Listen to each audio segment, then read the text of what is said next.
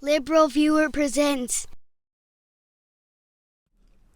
So, welcome to LiberalViewer Sunday Live Clip Roundup. Thanks for joining me.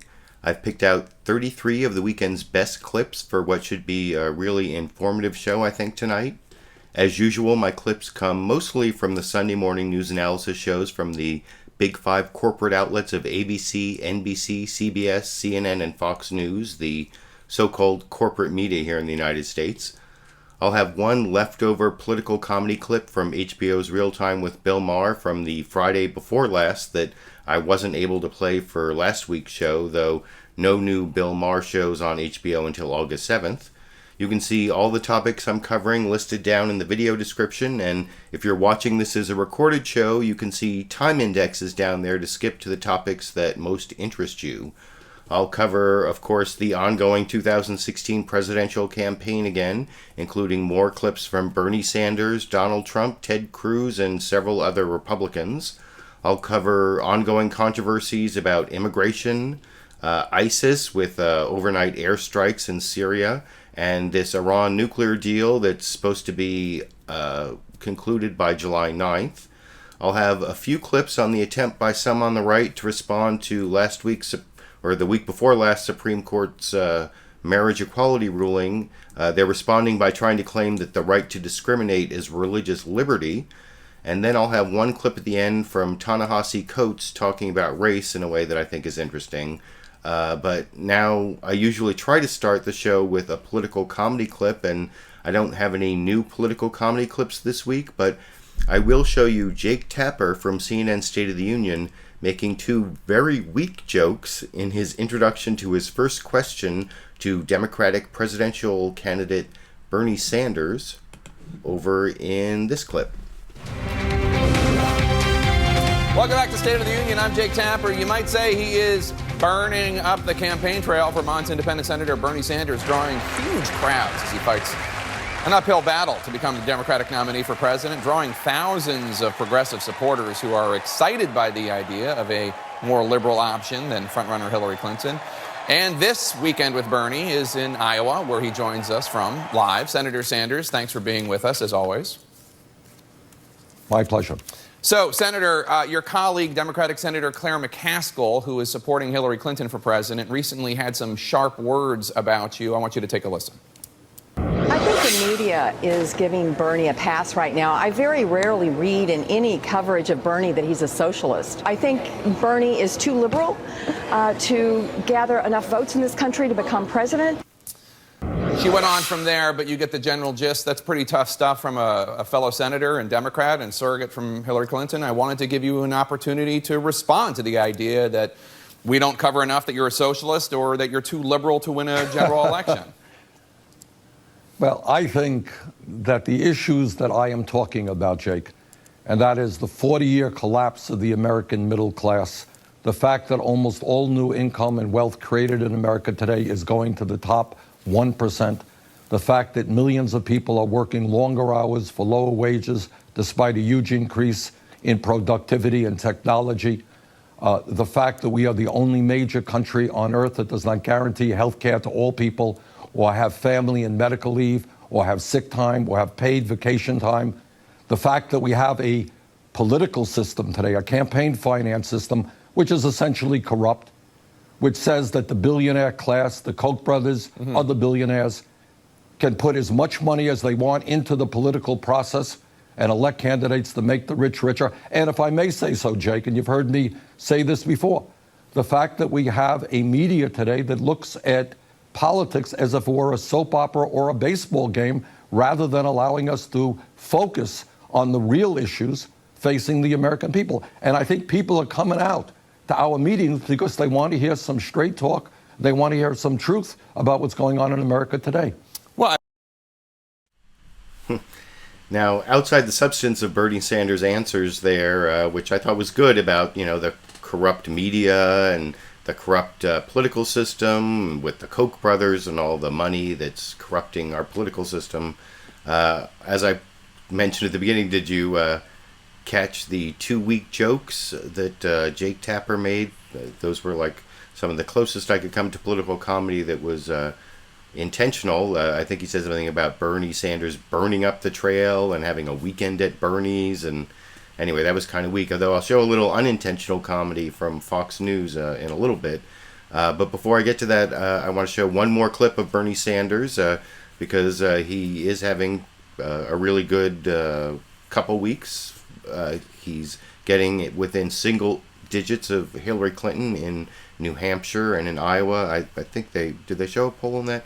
I guess they didn't show a poll in that introductory clip.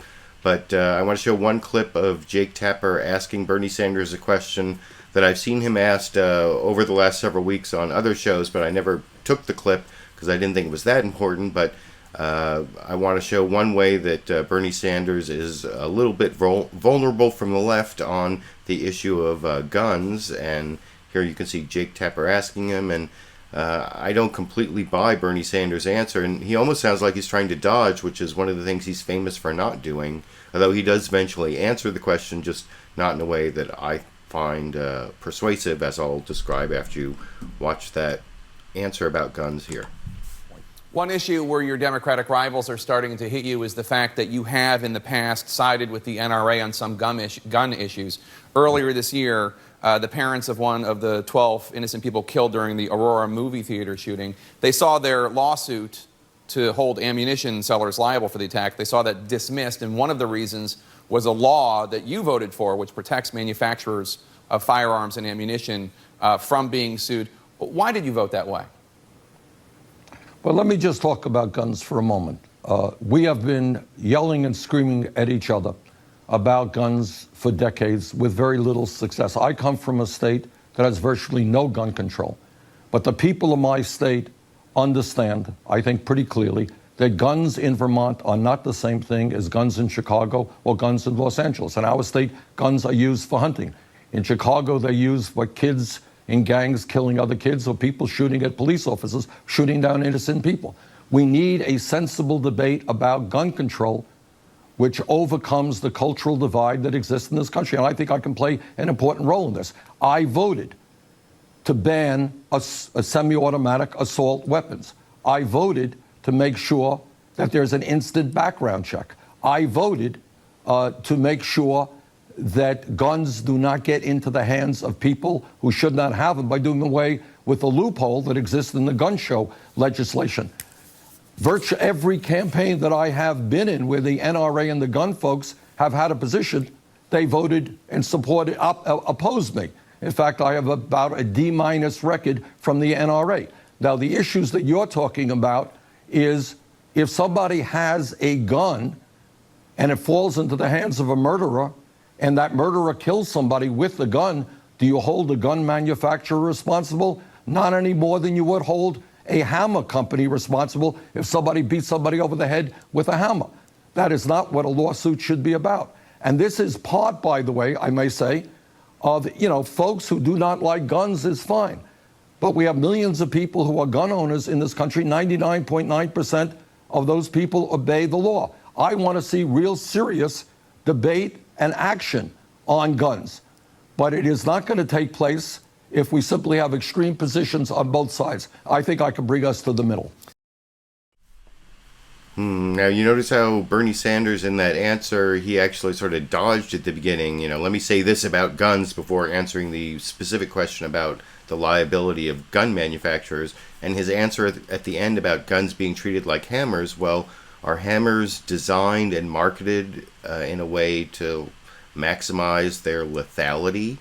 Hammers are tools, like guns are tools, but, if some hammer manufacturer started making, Thor's hammer and, marketed it as, lethal with one blow and started selling it at, weapons stores, that might have a different kind of liability than selling a hammer at your local, Home Depot that just ends up getting used in a murder, because guns, they can be used for hunting, like he talked about in his answer there, but they're not quite like hammers. That's the part I disagreed with, but that doesn't mean that Bernie Sanders is wrong on anything, or that the feel the burn and Bernie-mentum or whatever's going on in New Hampshire and Iowa isn't real. I think that he is really sparking a fire with the left wing of the Democratic Party, and it'll be interesting when he has debates to see how he matches up with Hillary Clinton and some of the other candidates. But that's actually the only couple clips I have of Bernie Sanders this week, and the only couple clips on the Democratic side.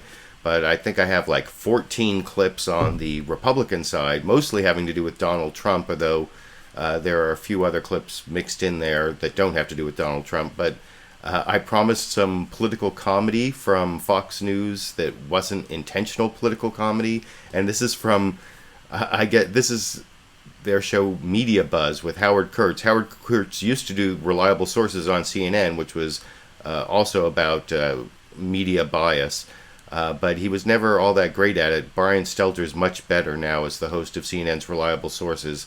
And Howard Kurtz went over to Fox News to do a media bias show called Media Buzz. And in a way, it reminds me of the way conservatives used to complain about how the UN Human Rights Commission had Iran and Libya as members because, they're such human rights violators and they're also on the UN Human Rights Commission. That's kind of how I look at Fox News having a program about media bias. Who are they really to judge? And I'm not really that confident in Howard Kurtz. And he had an interview with Donald Trump, and he covered the Donald Trump controversy, the problem with Donald Trump's comments about Mexicans, which they did eventually play on Fox News Sunday. They didn't actually play it on Media Buzz, I don't think. But what I found really amusing about his introduction to the issue is he talked about how other media how the media was being biased by framing the Donald Trump issue in such a way that it's going to hurt the Republican Party, or asking other Republicans to respond to what Donald Trump was saying. And then you'll see Howard Kurtz says, as our Fox News correspondent asked Jeb Bush himself the other day. So he calls on media bias or calls the media biased for asking other Republicans to respond to Donald Trump before playing a clip of Fox News doing just that over in this clip. Donald Trump has dominated the coverage of the presidential race this past week. First, NBC and Univision dumped Trump over his comments about Mexican immigrants. Now Macy's and Serta and NASCAR have done the same thing. Trump fighting back, suing Univision for $500 million and urging the public to boycott Macy's. What's telling here is how the media keep framing this as a damaging story for the GOP, or keep asking other Republican candidates to comment on Trump, as a Fox News producer did yesterday in New Hampshire. Governor Romney weighed in on Donald Trump's comments on immigration today. He said it hurt the Republican Party. Yeah, I did too. Do you think it's hurt the Republican Party? He's doing this to inflame and to incite and to draw attention, which seems to be his organizing principle of his campaign. And he doesn't represent the Republican Party or its values. We'll hear from... Now, I'll show a clip in just a couple minutes from that interview that Howard Kurtz goes on to do with Donald Trump, where he asked Donald Trump about what Bill Maher said about him the Friday before last. But before I show that clip, I will show the clip of Bill Maher that I couldn't show last week because I had technical difficulties. But before I get to any of that, before I get to the Bill Maher clip, I want to show how it was covered over on NBC's Meet the Press, where Chuck Todd did a much more comprehensive look at how Donald Trump is affecting the Republican Party. It basically shows all of the comments from his announcement that were so controversial about Mexicans being rapists and murderers, and some I assume are good people or something. You'll see the exact quote, and it also talks about Univision and NBC, and this is from NBC's Meet the Press, cutting ties with Donald Trump over his racist or anti-immigrant comments. And this is about, I think, 2 minutes 40 seconds long, and I'll talk about it a little more after you watch it here. Well, there are now 14 declared candidates officially in the Republican side of the presidential race, with 2 more to come at least, so it's no surprise some are struggling to stand out from the crowd and poll well enough to make it into the early debates because of that criteria that unfortunately was used. But love him or loathe him, a lack of publicity has never been a problem for Donald Trump. The property mogul is reveling in the limelight after his outspoken comments on immigration garnered national headlines. But many are wondering whether his candidacy and comments have already damaged the the Republican Party's chances of winning the White House next year. Han puesto fin a su relación con Donald Trump. Caso de Donald Trump. Con Donald Trump. Donald Trump is blanketing Spanish-language television. The controversy has gotten the attention of big business, and for a Republican Party desperate to improve its image with Latino voters, it may be a fatal blow. For 2 weeks, Donald Trump has defended these comments. When Mexico sends its people, they're not sending their best. They're bringing drugs, they're bringing crime, they're rapists, and some, I assume, are good people. And he just can't stop talking about it. Well, who's doing the raping? Who's doing the raping? What he's saying is so offensive that, I mean, this is the #1 issue right now in Spanish language media. Since Univision announced last week that it would no longer broadcast Trump's Miss USA pageant, businesses from NBC Universal to Macy's to NASCAR, even Serta mattresses, have been telling Trump, "You're fired." Republicans running for president, initially slow to criticize Trump, are now beginning to condemn the comments. To make these extraordinarily ugly kind of comments is not reflective of the Republican Party. We're going to win when we're hopeful and optimistic and big and broad rather than, just angry all the time. I don't think he's reflecting the Republican Party with his statements about Mexicans. The comments were inappropriate and they have no place in the race. But candidates eager to win Trump's voters, once he either drops out of the race or simply falters, have been silent or even defended him. I salute Donald Trump for focusing on the need to address illegal immigration. So far, the Republican National Committee has taken a soft approach publicly. Not every comment's helpful, but you know what? I don't agree with my wife on everything either. The problem with a lot of Republicans is silence. They may be for immigration, they may believe in immigration reform, but if they remain quiet, then the only voices that Hispanic voters are going to hear are voices like Trump. So I thought that was a good overview of not only the full quote of Trump's comments that started the whole controversy, but the way he's doubled down on it and the way some Republican candidates have reacted in opposition to what he said, and a few have said some sort of positive things about it. I'm going to go through some of those candidates in a few minutes and show the range of reactions from Rick Santorum, Rick Perry, Ted Cruz, Mike Huckabee, I think are the four who I'm going to go through. But before I get to that, I want to show this clip of Bill Maher's analysis of the Donald Trump phenomenon that I meant to play last week, but I had a little technical difficulty with the way I double process the clip. You know, for certain clips I have to shrink them down and put them on a background, and in the second processing I messed up the way the media was. Anyway, I don't want to get into all the technical difficulties, but here's Bill Maher talking to Judd Apatow, and then two who you see at the beginning, who I don't think actually says anything in this clip, and then two Republican strategists. One's Kirsten Soltis Anderson, and I'm not sure I can even remember who the other one is. It's Mary Catherine Ham, that's right. And Bill Maher challenges them, saying that Trump is a real problem for the Republican Party because he represents something that is really important to the Tea Party. And anyway, I'll talk about it a little more if you see what he actually says over here. Before we go on further with this topic, we never really got to the presidential campaign last week, and Donald Trump entered. And I just want to, we never really discussed it. And I have to say, I want to ask you two especially, because I hear all over the media, he's just a joke, it's just a publicity stunt, don't worry about it, it'll go away. It's not going away. Yeah. Let me tell you something. No. This is the Frankenstein monster that was created with the Tea Party. This is your worst nightmare, because he's catapulted to second in the polls, and by the way, he's pissed about that. He thinks he should...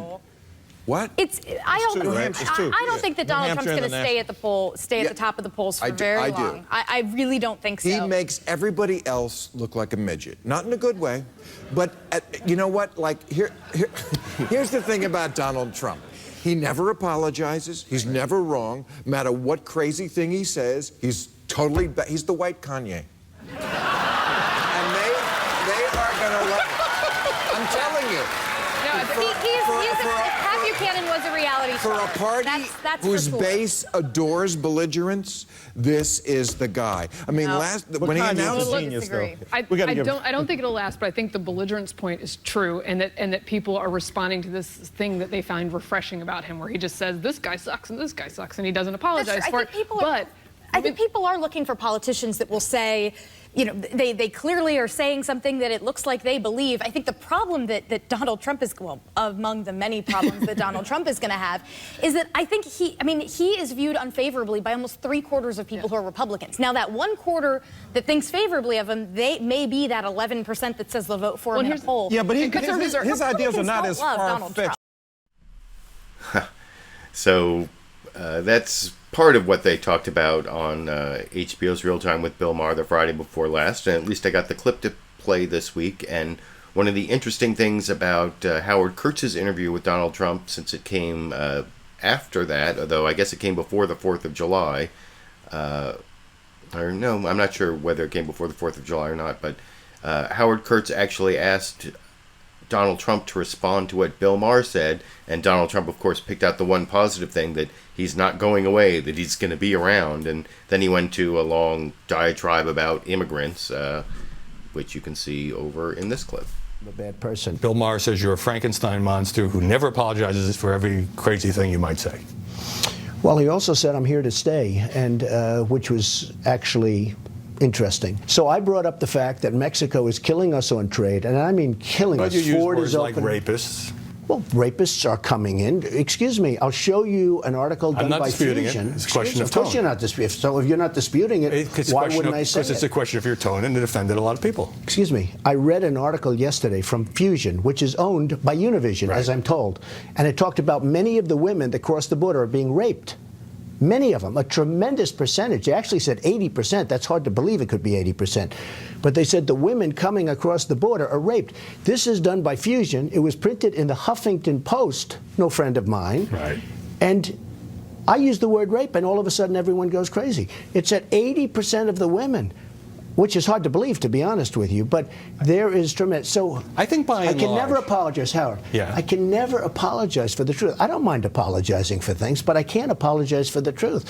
I said tremendous crime is coming across. Everybody knows that's true, and it's happening all the time. I think when over I the mention years, crime, all of a sudden I'm a racist. I'm not a racist. I don't have a racist bone in my body. I think. Well, if he doesn't have a racist bone in his body, sometimes I wonder. I mean, does he have any bones in his body? He looks a little like Gumby to me sometimes, or sort of like if Gumby, because he's kind of orange, so that would be more Pokey. So I guess it would be the offspring of Gumby and Pokey. So then I guess he would have wires and not any bones in his body. So it might be true he has no racist bones in his body, but I don't know. You can let me know what you think about Donald Trump. I think he's messing with the Republican Party, and what's kind of interesting is the way that some Republicans are distancing themselves from him finally after about 3 weeks, as Chuck Todd pointed out in that NBC 2-minute 40-second analysis of what's been going on. And then some Republicans are actually embracing or trying to get his voters, if not totally embracing what he said. One of whom is Senator Ted Cruz, who was on NBC's Meet the Press talking to Chuck Todd. And I'll show you here. You can see he doesn't really repudiate what Donald Trump said, except for maybe the way he said it over in this clip. Trump, you've defended him. Your former governor, Rick Perry, has criticized him. You've had an experience with plenty of Mexican immigrants in Texas. Are these immigrants that are coming into Texas what Donald Trump describes? Are they drug dealers, rapists, and such? Listen, I am a passionate advocate for legal immigrants. I am the son of an immigrant who came legally from Cuba. And I'll tell you, from the day I started campaigning, I traveled the state of Texas talking about how all of us, we are the children of those who risked everything for freedom. That immigrant experience of all of us is what makes us Americans, because we value in our DNA liberty and opportunity above all else. Now, when it comes to Donald Trump, I like Donald Trump. He's bold, he's brash, and I get that it seems the favorite sport of the Washington media is to encourage some Republicans to attack other Republicans. I ain't going to do it. I'm not interested in Republican on Republican violence. Rhetoric matters. Doesn't rhetoric matter? I salute Donald Trump for focusing on the need to address illegal immigration. The Washington cartel doesn't want to address that. The Washington cartel doesn't believe we need to secure the borders. The Washington cartel supports amnesty. And I think amnesty is wrong, and I salute Donald Trump for focusing on it. He has a colorful way of speaking. It's not the way I speak, but I'm not going to engage in the media's game of throwing rocks and attacking other Republicans. I'm just not going to do it. So let's go. So the way Donald Trump speaks is not the way Senator Ted Cruz speaks, which I guess is true because he doesn't speak in that weird, like, New York, New Jersey accent or whatever Donald Trump speaks with, but he isn't really rejecting anything he said he's commending him for bringing the subject into the forefront about the problems with these illegal immigrants, because he loves legal immigrants, Ted Cruz that is. And just to solidify Ted Cruz's wackoness on another issue before I move on to the next Republican reacting to Donald Trump, I want to show how Chuck Todd introduced Ted Cruz. And I think this is the one where Chuck Todd shows a poll that shows that Ted Cruz is up there, and then asks him about what he said about the Supreme Court, which really I think is disingenuous from Senator Ted Cruz, because he used to, as Solicitor General from Texas, argue before the Supreme Court. I think he argued 9 times. He understands the constitutional system and the role of the Supreme Court in finding laws unconstitutional and thwarting the will of the majority, the democratically expressed will of the majority, when the will of the majority is contrary to simple phrases in the Constitution like equal protection and due process and liberty. But none of that comes up when he's talking to Chuck Todd over in this clip. At this early stage, this is less about polling than the types of voters these candidates are targeting. There are the New Hampshire or bust candidates, from Chris Christie to John Kasich, George Pataki to Lindsey Graham. The so-called moderates, hoping they can beat Jeb Bush in the Granite State and take off down the road. Then there's the Iowa or bust crowd. If Scott Walker loses in Iowa, his campaign is in big trouble. Ted Cruz, Ben Carson, Donald Trump, Mike Huckabee, Rick Santorum, Rick Perry, Bobby Jindal, all more conservative candidates hoping they can upset Walker there and take off. Marco Rubio, Rand Paul, Carly Fiorina. Right now, they fall into crossover candidate bracket, if you will. They think they can do well in both states. Now, one of those candidates in the Iowa bracket is Ted Cruz, and he's out with some big fundraising numbers this morning. We can report that Cruz's campaign raised $14 million over the last 3 months with an average donation of $81. And Cruz's super PAC apparently raised nearly 3 times that amount, giving him a total haul of $51 million to spend on behalf of his campaign. I met up with Cruz on Friday in Atlanta in between stops for his new book, A Time for Truth, about reigniting the American promise. And I began by asking him about the recent Supreme Court decisions on Obamacare and same-sex marriage, which he compared to some of the darkest days in American history. In a period of 24 hours, we had 2 decisions of the Supreme Court where a majority of the justices violated their judicial oaths. In one, they ignored the text of federal law. They rewrote Obamacare, forcing that failed law on millions of Americans. And then the next day, 5 justices disregarded the text of the Constitution and purported to strike down the marriage laws of all 50 states. And I agree with Justice Scalia, who said in 2 powerful dissents, and I would urge every one of your viewers to read Justice Scalia's dissents. He said that these decisions are an assault on democracy, that this is 5 unelected lawyers declaring they are the rulers of 320 million Americans. I believe in democracy and the Constitution, and I think when the Supreme Court violates their oaths and undermines the Constitution, that is a grave threat to our nation. Well, let's go to... So, like I said, what Senator Ted Cruz is saying there, I think this is a case where he's being disingenuous and he's smarter than the argument that he's making, where he actually understands that it's the role of the Supreme Court to thwart the will of the majority when the laws passed through the will of the majority violate constitutional rights. Now, he might not agree that marriage is a fundamental right, but then he'd also have to say that Loving versus Virginia was decided incorrectly because it thwarted the will of the majority when it said that interracial marriages, laws prohibiting interracial marriage, were unconstitutional. That was a 9-0 decision by the Supreme Court, and it specifically cited a fundamental right to marry that was something that superseded the right of the will of the majority.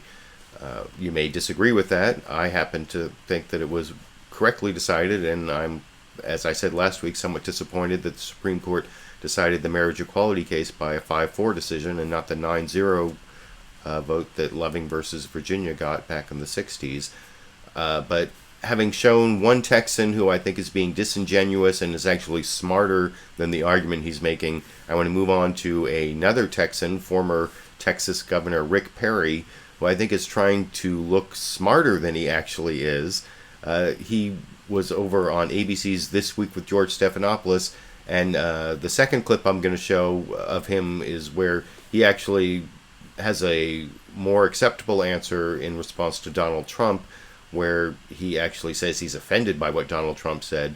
But first I'll show just the general introductory clip that ABC put together, kind of like what they did for Ted Cruz and that previous clip from NBC I showed.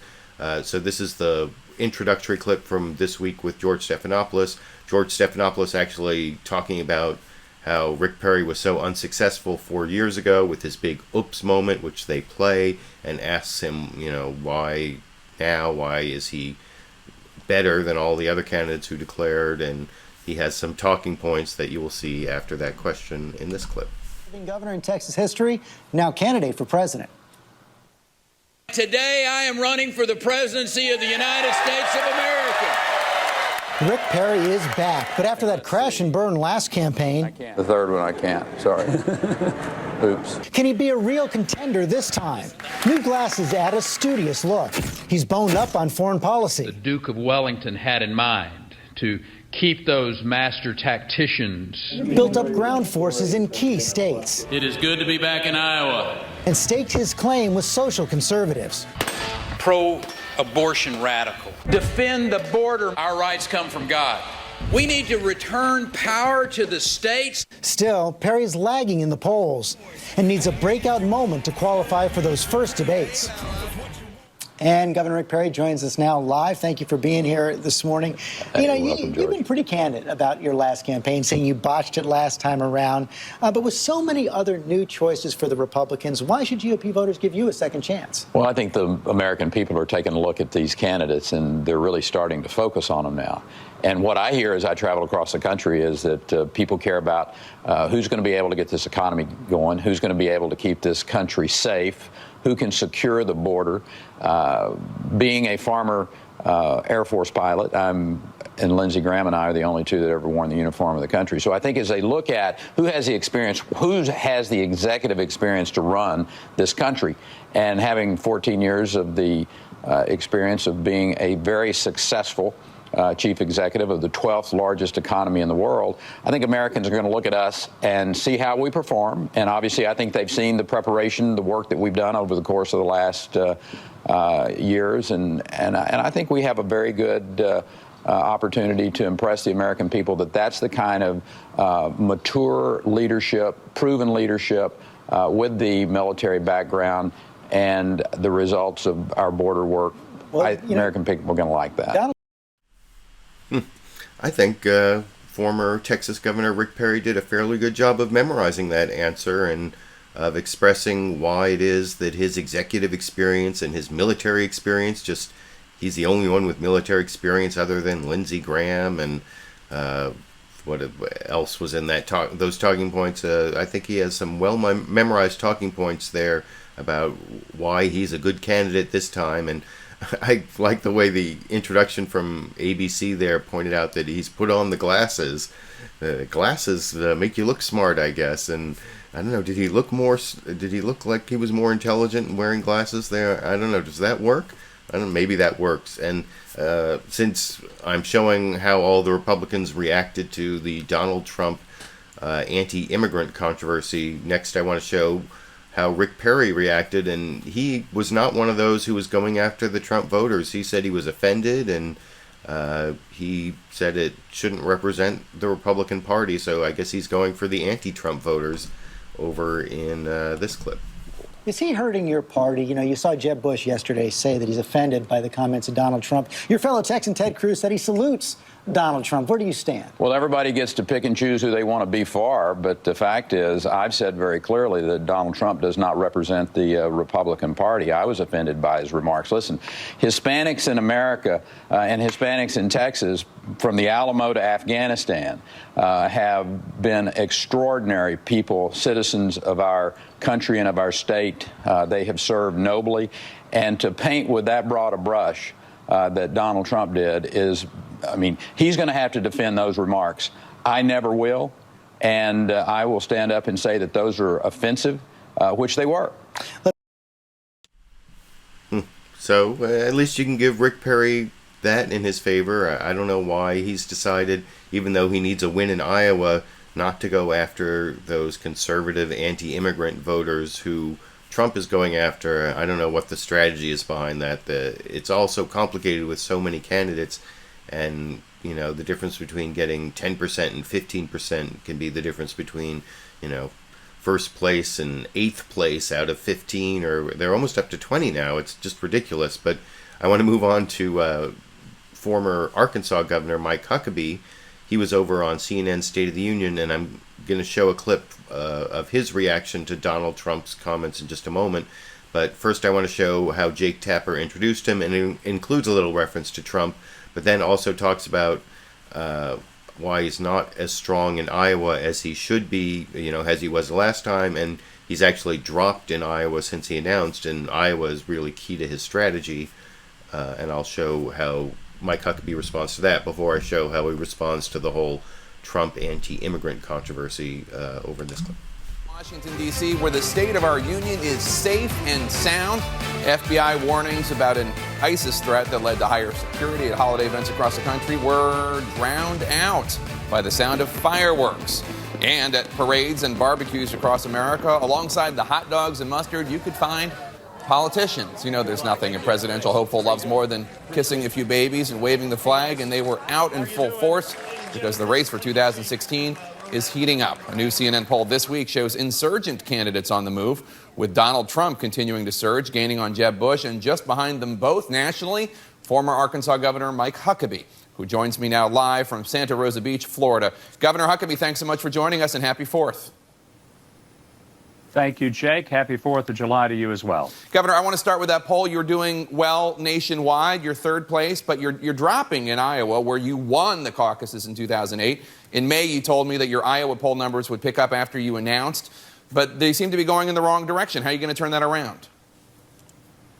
Well, in one poll they did, but in most of the polls, we're doing very well in Iowa. And the one consistency in all the polls, whether they're national or state by state, is that I continue to lead in favorability and likability. And as you well know, Jake, in a long process of running for president, what really matters is whether or not the people like you and can trust you. People go up and down in the horse race, but the horses aren't even out of the gate yet. So we've got a long way to go. I'm happy with where we are, and I think we're in much better shape than Iowa than that one sort of outlier poll seemed to indicate. So that's how Mike Huckabee explains his failure to do better in the polls in Iowa at the moment. And he could still catch fire because he has his religious background that helps with the evangelicals in Iowa, and now he's trying to get sort of a working class populist thing going against the rich and for some Social Security benefits. And anyway, I want to show how he reacted to the Donald Trump anti-immigrant comments. And, you know, at first he tried to dodge it by saying, you know, Trump doesn't need my help to talk about Trump. He just wants to talk about his secure the border policy. But eventually he does come around to rejecting what Donald Trump said with some extra prodding. I think Jake Tapper plays a clip of Mitt Romney being offended by Donald Trump to finally get Mike Huckabee to say something a little negative about Trump over in this. It's about a little over 3 minutes over here. Your party this week has been divided over comments made by one of your fellow candidates, Donald Trump, that he's made about illegal Mexican immigrants. Jeb Bush, Mitt Romney, Marco Rubio, George Pataki, all condemning him. Ted Cruz supporting him. Where do you stand on what Donald Trump has been saying? Well, honestly, Donald Trump needs no help from Mike Huckabee to get publicity. He's doing a really good job of that. So I think what I've been doing is focusing on what my own views of immigration happen to be, rather than weighing in on getting in this battle of are we with Trump or against Trump. Look, I'm for some reasonable approaches to immigration that start with a secure border. I've committed to get that done within a year. And the reason I say that we can do that, Jake, 73 years ago, we built a 1,700-mile road from British Columbia to Alaska in less than a year. The fact that people say, oh, we can't secure the border, that's nonsense. This country can do it if we want to. You just have to have a president who's committed to it. Well, I hear what you're saying about wanting to focus on your own immigration policy. But a lot of people, a lot of Republicans think that the language Trump is using is damaging to the Republican brand, especially as we approach the 2016 election where the Latino vote will not be insignificant. Take a listen to this from the 2012 nominee, Mitt Romney. Do you think Donald Trump's comments on Mexicans have hurt the Republican Party? Yes, I think he made a severe error in saying what he did about Mexican Americans, and I feel it was unfortunate. So the question is not just like what he's saying, but the idea that it bleeds over into the brand. As somebody who I remember covering you in 2008, you did not speak that way about illegal immigrants. In fact, you expressed sympathy for the children of illegal immigrants. Do his comments bother you at all in terms of what they're doing to the Republican brand?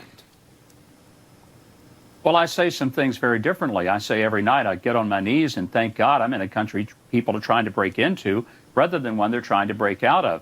My own experience as a governor of Arkansas with many, many immigrants, not just from Mexico, but from throughout the areas of Central and South America, my experience is that most of them have come for opportunity. They come to help their families, some of the hardest working people. Interestingly, too, Jake, and I think this is often lost, some of the most conservative, family-oriented, and faith-based people I've ever witnessed.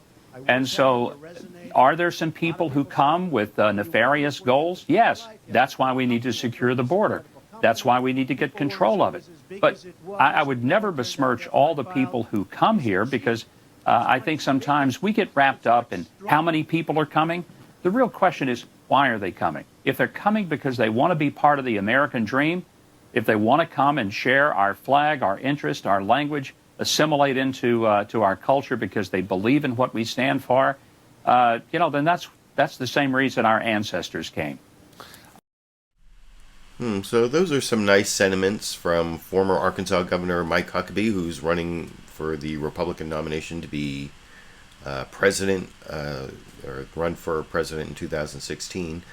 And he actually said that he thinks that they do have good intentions, the undocumented immigrants, even the undocumented immigrants who are coming to this country. And that's in contrast to what former Senator Rick Santorum said over on CBS's Face the Nation. You know, he's vying with Mike Huckabee and Ted Cruz and Rick Perry probably for that same conservative evangelical vote in Iowa. You remember that clip I showed of Chuck Todd talking about the ones who are going for Iowa, the ones who are going for New Hampshire, and then the ones who may be a little in the middle. Well, Rick Santorum, like Mike Huckabee, is one of the ones who really needs to do well in Iowa, and he is willing to go a lot farther to agree with what Donald Trump has said about immigrants and assume that at least the illegal immigrants, the undocumented immigrants, have bad intent over, and you can see that over in this clip. I'd like to get your thoughts now on some remarks that one of your competitors, Donald Trump, made. Let me play this clip from his announcement speech. They're sending people that have lots of problems, and they're bringing those problems with us. They're bringing drugs, they're bringing crime, they're rapists, and some, I assume, are good people. He's talking about Mexicans there in that comment. What's your reaction?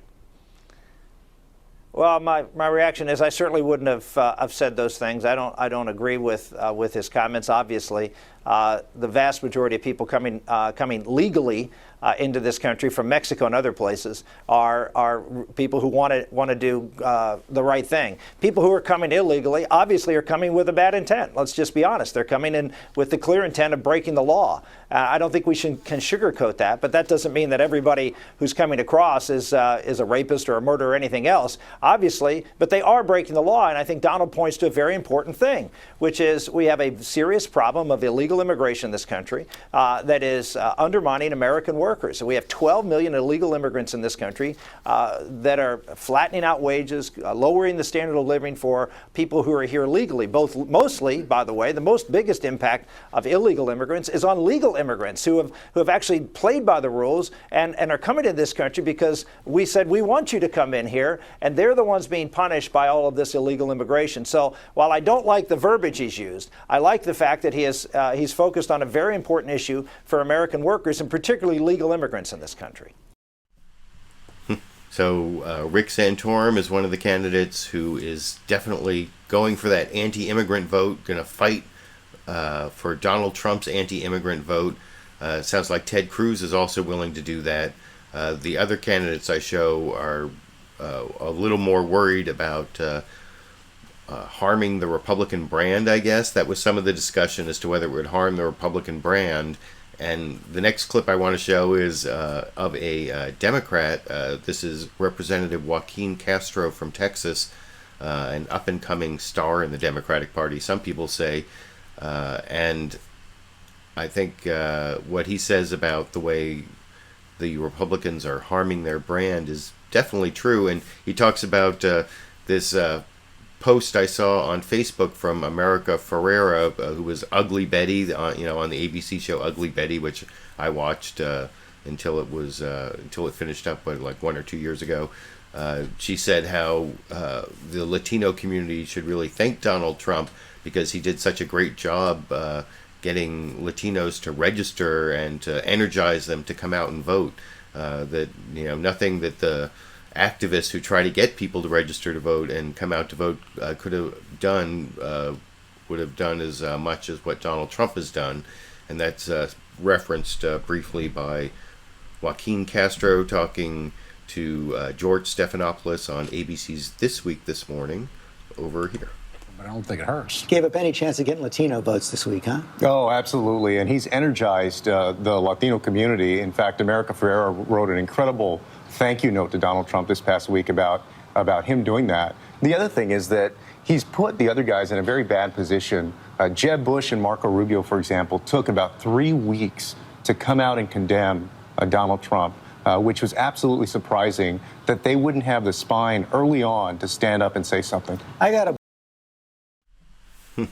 And that's true, as was talked about in the Chuck Todd story that I showed near the beginning of this topic on the Republicans. It took like 3 weeks from Donald Trump's announcement to 2.5 weeks before several Republicans got together with their strategists and figured out, well, are we going to offend too many people in our base? Or are we going to ruin our brand for the general election? Or how do we slice through this controversy and get the most votes along the way? It took them 3 weeks, I guess, to figure that out. But it's definitely hurting the Republicans, I think. And it was just getting the chance to show so many clips about how Republicans are reacting to racist, anti-immigrant comments from Donald Trump. I mean, that's a great week for the Democratic Party, if you ask me. Over on Fox News Sunday, they had on Governor Chris Christie, who used to be the, loudmouth from the East Coast in the Republican presidential contest. And Chris Christie actually said he's going to run for president this last week. And he was over on Fox News Sunday. They didn't actually ask him about Donald Trump's comments about Mexicans. They asked him about building a wall, and I won't show that clip. But first I want to show the way that Shannon Bream introduced him talking about the way he's an underdog in the race. And then the first question was a total softball from Shannon Bream, like, how are you liking New Hampshire? That's one of the questions I've seen Fox News Sunday panels rip apart the media for asking Hillary Clinton on the campaign trail. And then the follow-up question, it makes Fox News the story. It's like, how are you going to qualify for the first Fox News debate? And that's one of the first two clips of Shannon Bream's interview with Chris Christie that I want to show over here. Again, from Fox News in Washington. This holiday weekend, there is no shortage of politics on the plate as many presidential hopefuls descended on the early voting state of New Hampshire to march in 4th of July parades. Among them, New Jersey Governor Chris Christie, who entered the race this week as an underdog, much unlike 2012 when he was a GOP rising star and courted by party elites to run for president. We caught up with the governor on Friday in New Hampshire, which is shaping up to be a do-or-die state for his 2016 ambitions. Well, Governor, you seem to be having a very good time here in New Hampshire. I am. I'm having a great time. We've been here since Tuesday evening after I announced in New Jersey on Tuesday morning, and we've been traveling all over the state. My wife and I, we're having a great time. You know, here, as well as across the country, you've got some ground to make up. I think the average of polling here has you 6th in New Hampshire. Across the country, 9. So you're sort of on the bubble for what will be the first debate with Fox News. We're going to have 10. How do you work to assure yourself a spot and overcome sort of where you're polling right now? You work. I mean, listen, campaigns matter. If they didn't, we'd elect people right now.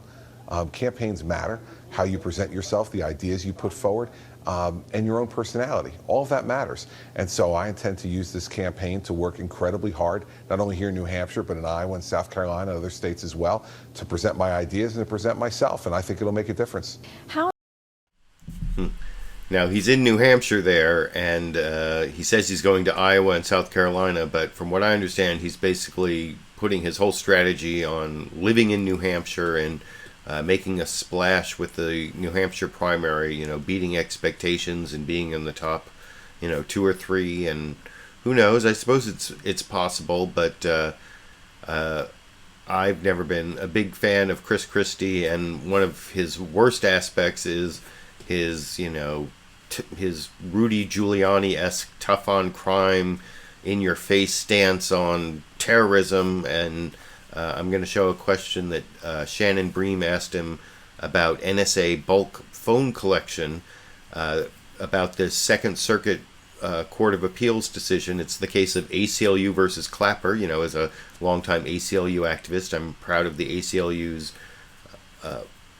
lawsuit against bulk phone record collection that both said it was illegal and unconstitutional.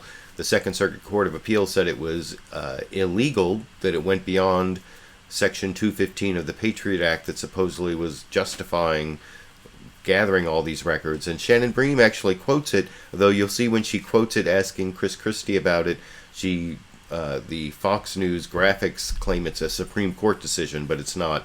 It's a Second Circuit Court of Appeals decision, which is what Shannon Bream says in the intro. And then Chris Christie talks about, how we need these tools to combat terrorism, even though if you watched over the last month, I think 2 weeks ago, 3 weeks ago, I discussed extensively how there's no evidence that these programs have stopped any terrorist attacks. I think there was like one financial transfer of like $8,000 that was stopped by bulk phone record collection. But other than that, it has not been necessary to stop any terrorist plot anywhere ever. But you wouldn't know it from this answer from Chris Christie over in this clip. We're under a heightened terror alert this Independence Day weekend. There are a lot of concerns. And to that question, there are those who wonder just how far the government should be able to go in tracking potential attackers and terrorists. You've talked openly about the Patriot Act, how in your experience as U.S. Attorney, those kinds of tools are very important. Now, the Second Circuit has taken down some of what the government has asked for, very comprehensive metadata collection. Here's what they said. They said search warrants and document subpoenas typically seek the records of a particular individual or corporation under investigation and cover particular time periods when the events under investigation occurred. The orders at issue here contain no such limits. They extend to every record that exists and indeed to records that do not yet exist. They said it violates federal law. Now, one of your other contenders, Senator Rand Paul, is obviously on the other side of the issue with you. Here is what he said. And I've said time and again, I'm not against looking at the records of terrorists. I want to look at more records of terrorists, but you don't get there by indiscriminately looking at all the records of all Americans all the time. To me, what you say or do on your phone records are none of the government's damn business. So how do you square your position with Fourth Amendment concerns? Yeah, well, he's wrong. He's wrong, and what he's done has made America weaker and more vulnerable. And he's done it and then cut his speeches and put them on the internet to raise money off of them. He's politicizing America's national security. Do you think he doesn't genuinely hold those positions? I have no idea. But I know what he did with his positions after he made them. And he used them to raise money off the internet. And it's wrong. And his position is wrong.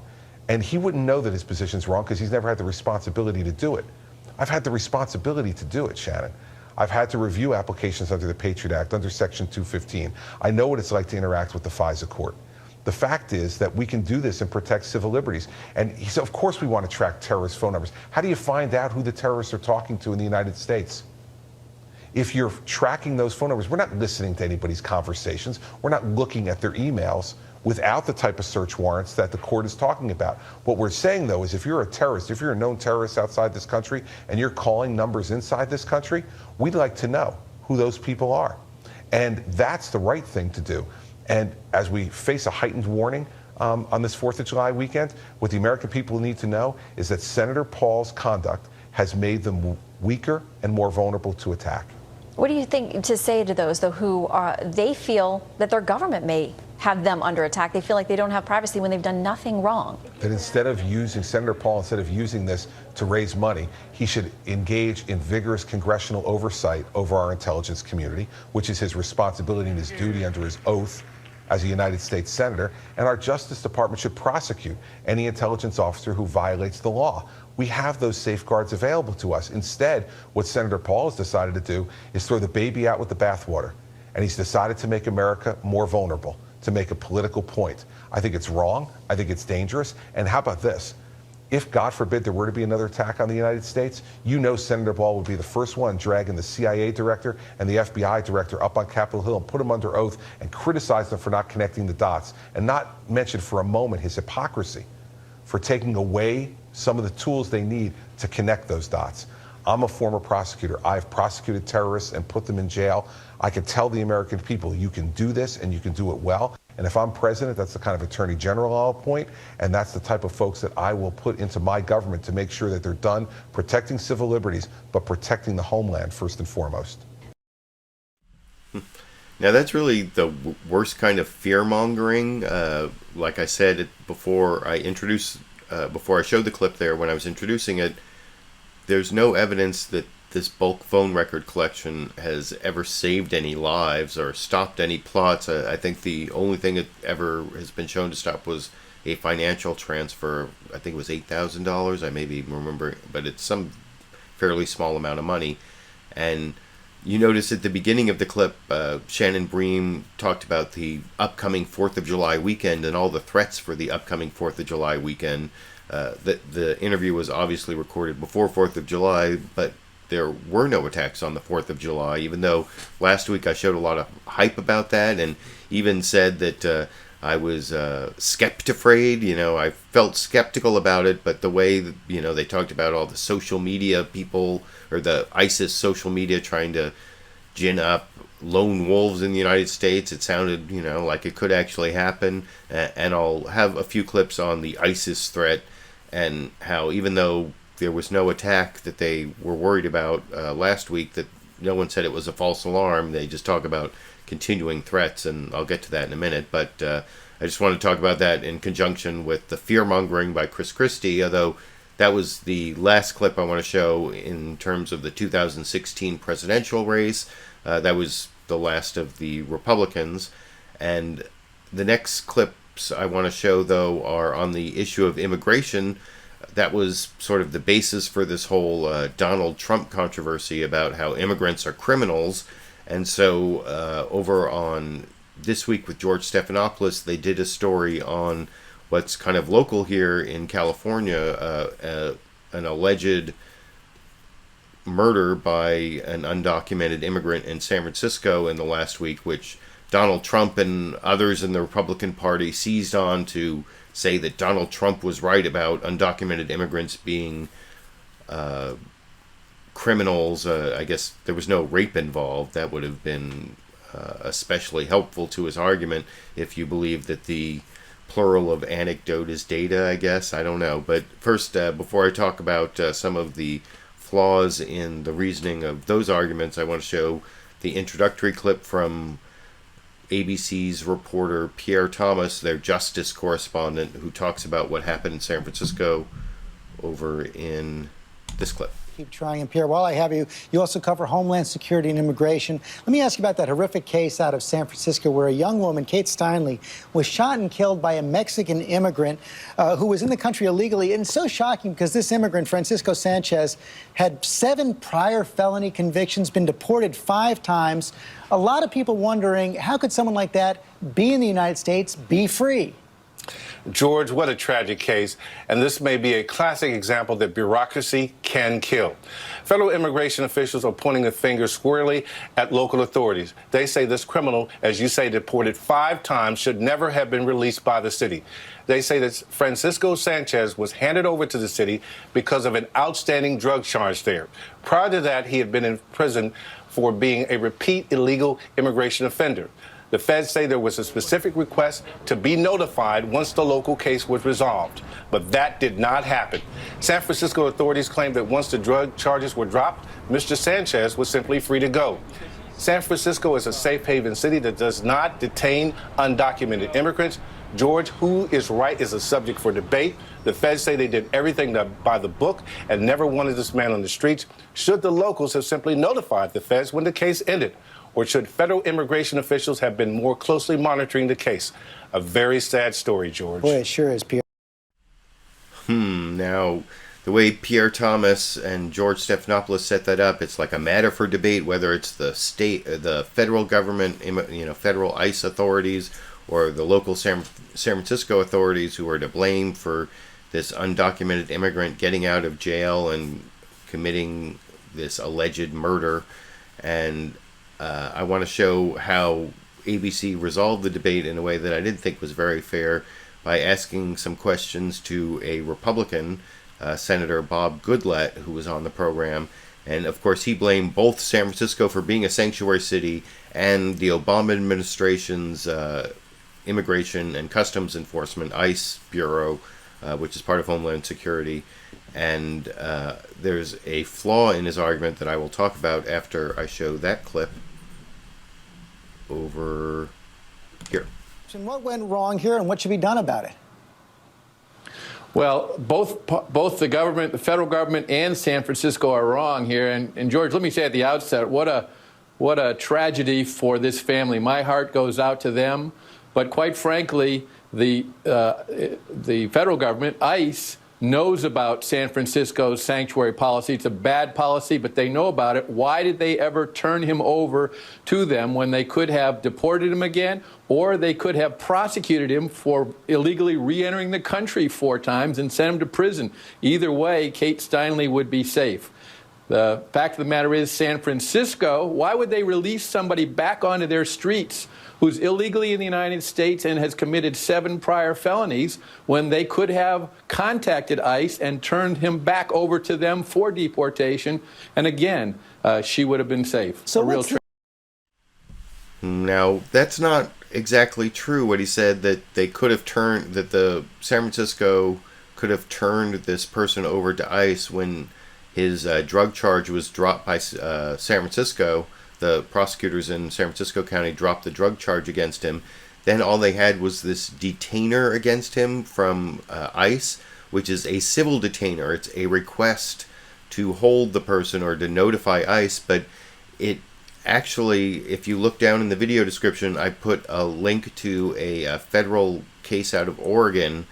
It's Miranda Olivares versus Clackamas County, where a federal court said that it would actually violate the Fourth Amendment to hold someone based on one of these ICE detainers, because it's not based on probable cause in front of the judge.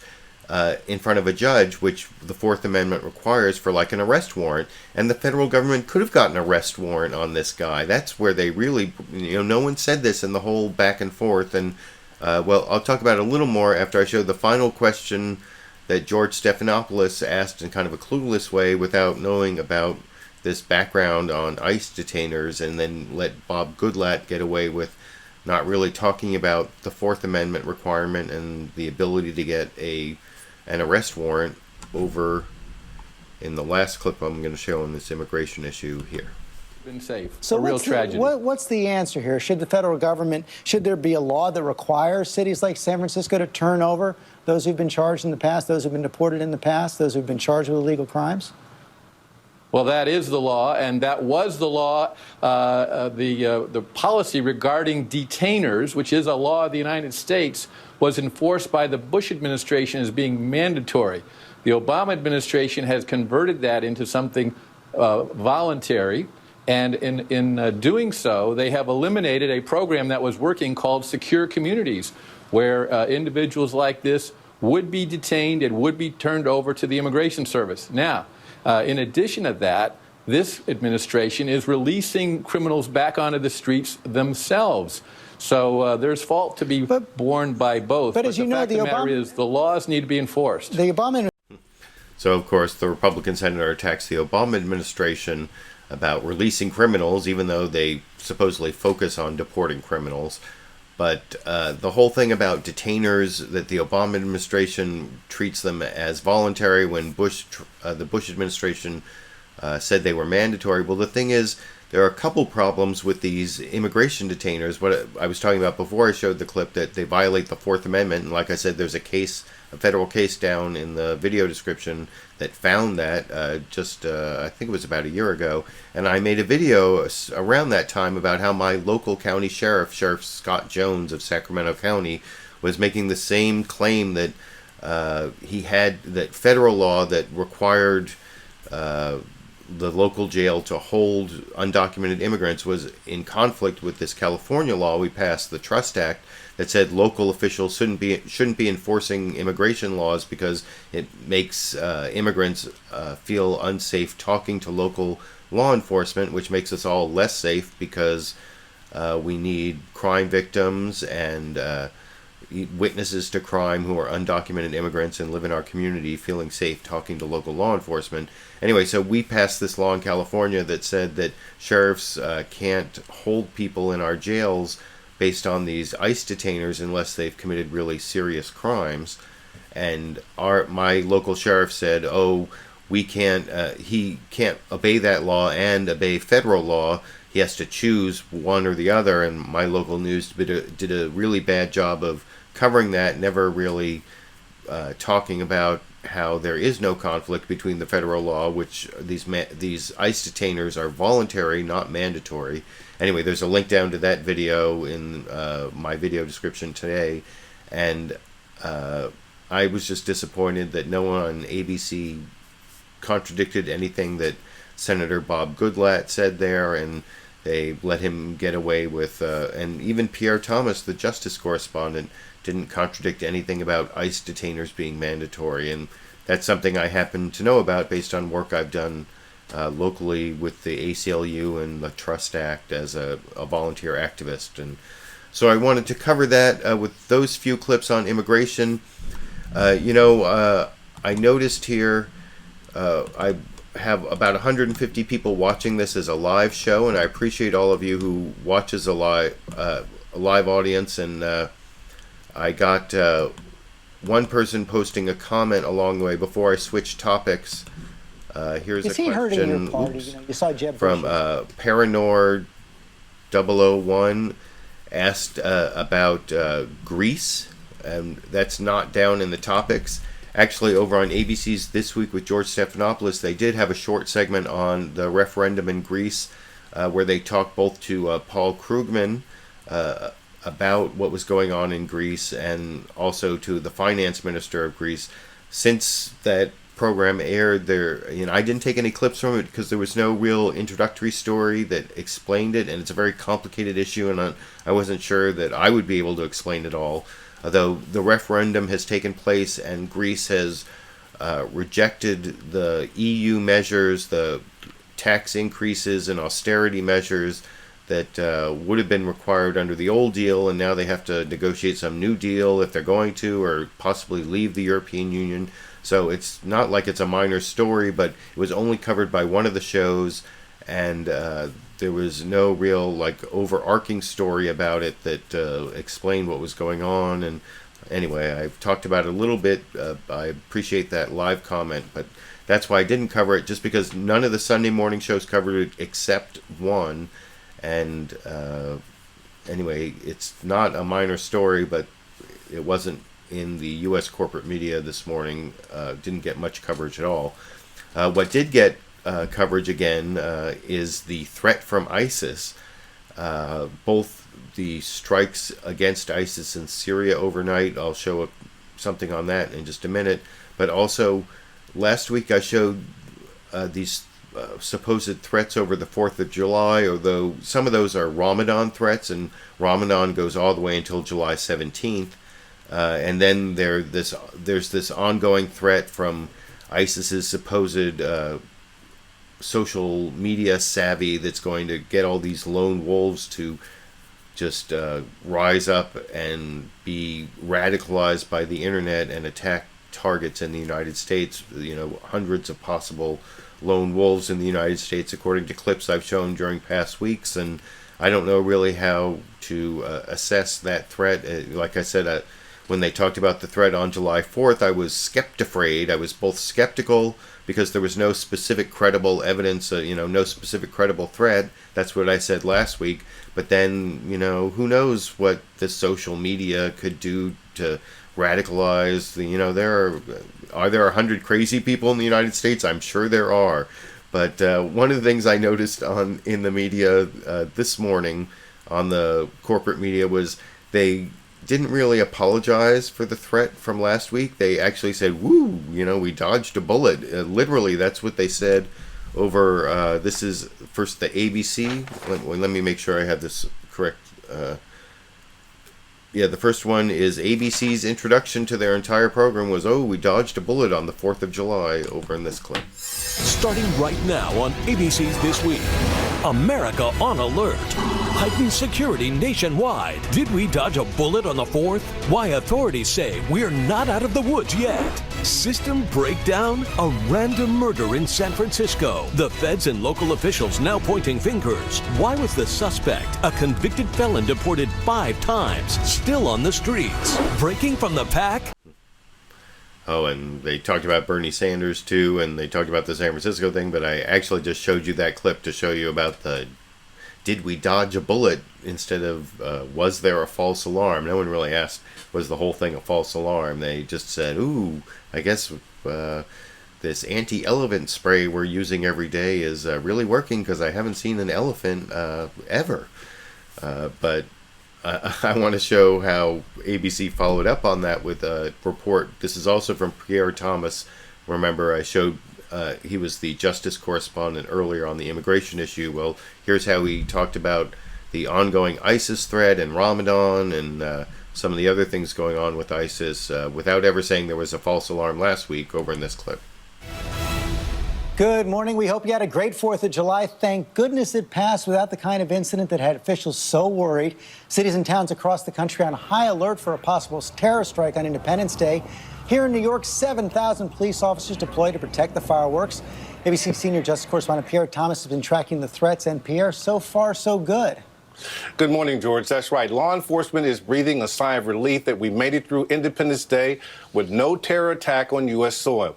The concern, I can tell you, was real.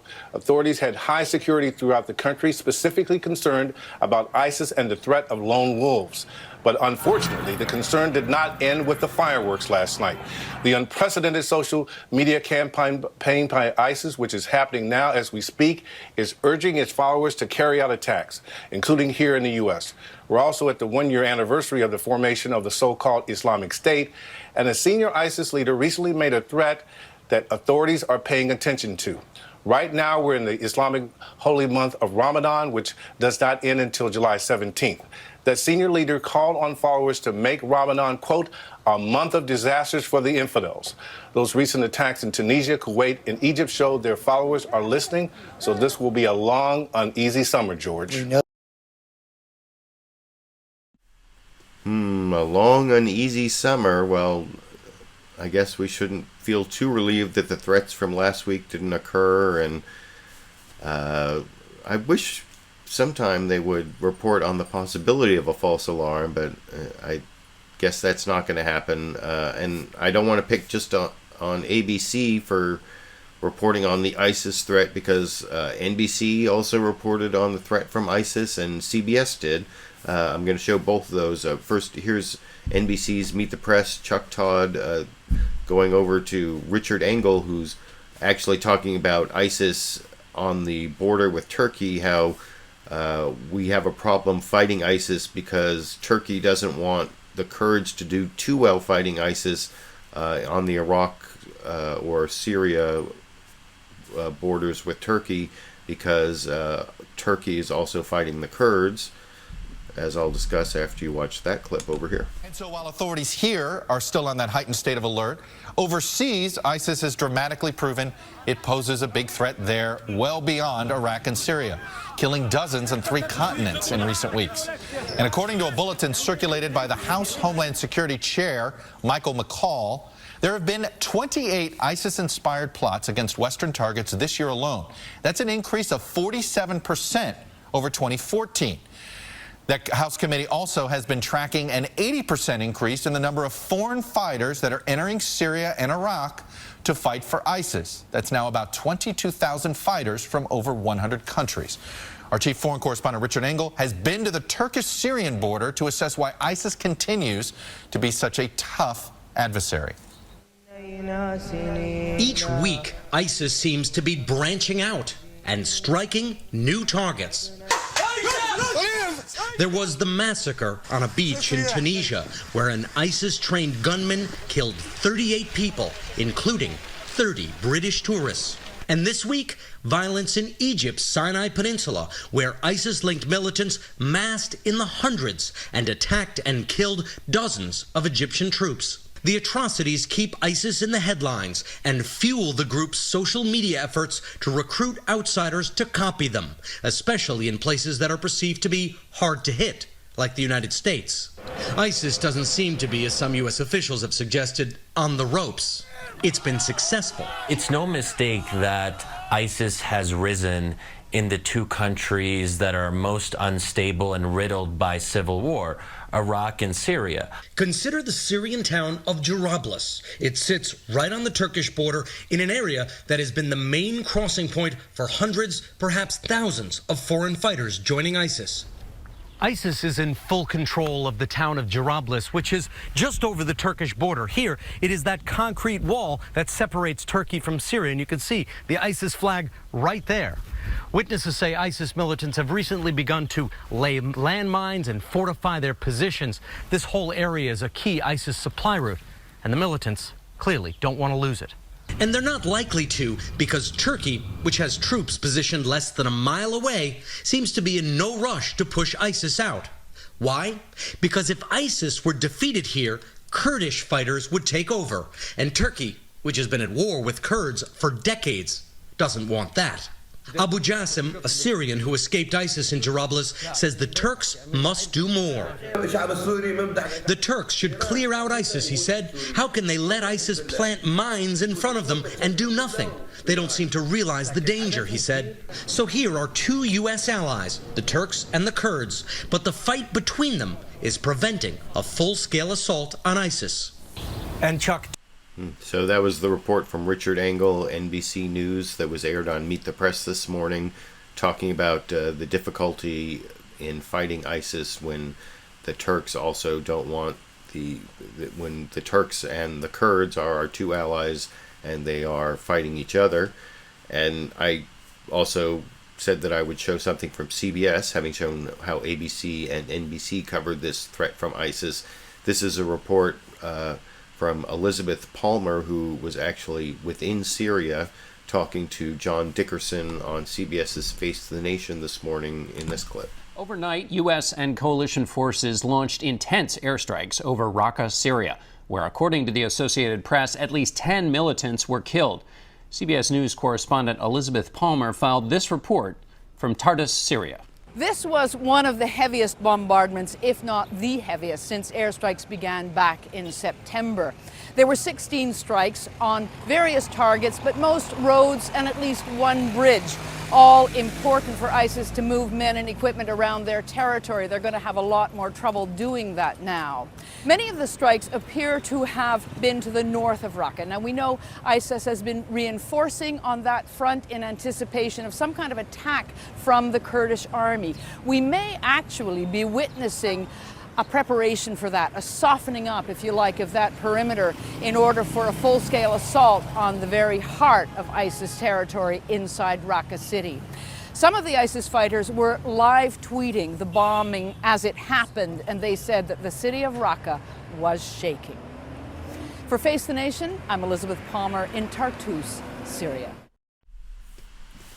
So that's the last clip I want to show on the ISIS threat. I find the reports from people like Elizabeth Palmer within Syria and to some extent Richard Engel more informative than these threats of from reporters who are, like Pierre Thomas, the justice correspondent, which means he's in Washington, D.C. talking to people in the FBI and Homeland Security and getting whatever the politicized threats, which I find a lot less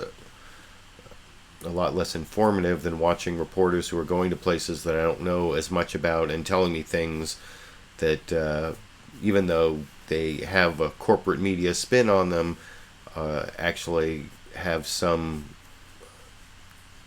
information value as eyewitness testimony as to something that's going on in Syria, on the border with Turkey and Syria, or Turkey and Iraq there. So I appreciate those reports. Without leaving the Middle East, I want to move on to another important topic.